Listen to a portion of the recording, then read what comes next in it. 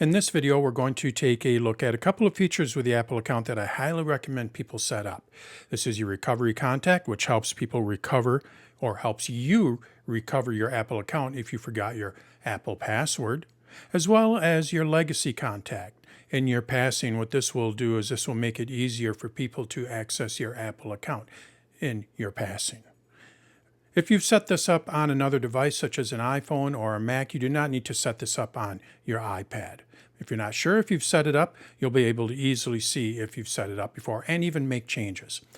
All right, now before we get started, if you like what you see here, stick around to the end. I'll tell you a little bit more about myself and how you can help support my efforts in creating these videos. All right, let's take a look at how we set up our recovery contacts as well as a legacy contact on the iPad. Let's go over to my iPad. Well, being that this is an Apple account service, what we need to do is we need to go to our Apple account, which is located under Settings, as we know. So I tap on the Settings app here. And then from here, what we need to do is we need to tap on our name in the upper left-hand corner. This is where we find our Apple account. Now, from here, what we need to do is we need to go over to Sign In and Security.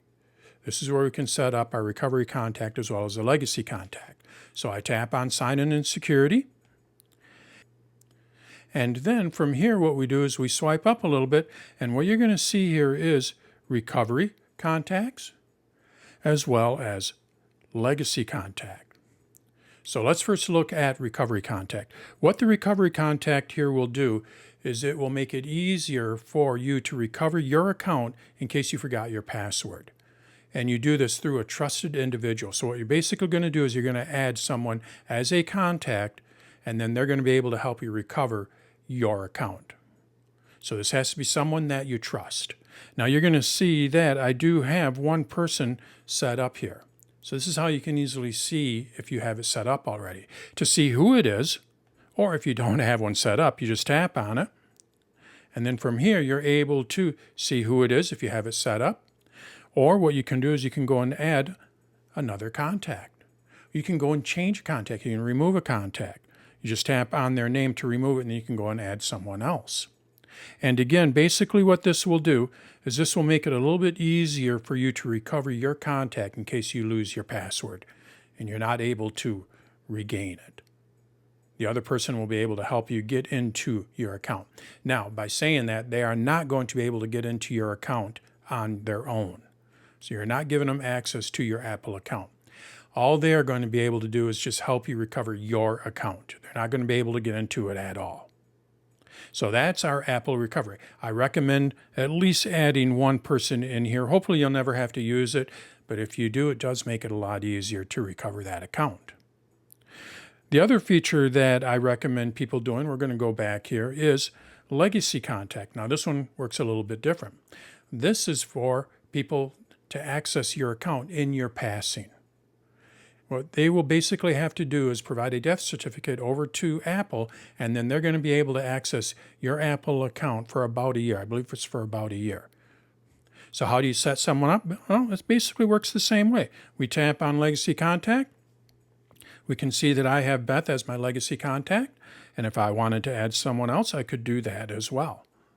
And again, just like with recovery contacts, they're not going to be able to access your account at any time. They will only be able to access it in the time of your passing and if you provide a death certificate to Apple. It just makes it a lot easier for them to access that account.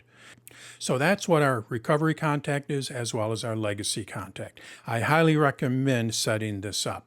You only have to set it up on one device. If you've set it up on another device, you don't have to set it up again on your iPad, but you can easily see who you have it set up for, or if you don't have it set up, you can easily set it up on your iPad.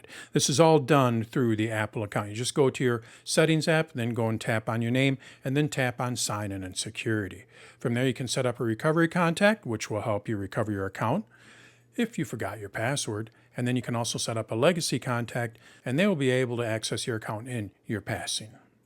So that's what our recovery contact and our legacy contact is, and how it relates to our Apple account and how you access it on the iPad. Now, if you found this video helpful, what you may want to do is like the video. You can subscribe to my channel. You can share it with your friends and family. You also may want to check out danstutorials.com. Not only do I have more videos there, but I also have an AI assistant modeled after an Apple Genius, and I host classes and webinars on a regular basis. So how can you help support my efforts? Well, it is a membership-based site. When you become a member, what I'll do for you is I'll take out all of the ads from those videos. Also, you have access to my AI assistant and you have access to my classes and webinars. In addition to that, I also have Dan's online courses. As of this recording, I only have a course on the iPhone, but I do plan on including a course on the iPad. So you may want to check out that as well. That is not a membership. It's a one-time purchase, and then you have all the videos for that particular course. And that's over at dansonlinecourses.com. Either way, what you're doing is you're helping support a small business. It is just me in a corner office of my house. I'm not part of some large organization. So when you become a member or purchase one of my courses, you are directly supporting my efforts in creating these videos. Check out danstutorials.com for more information or dansonlinecourses.com for more information. And thanks for watching.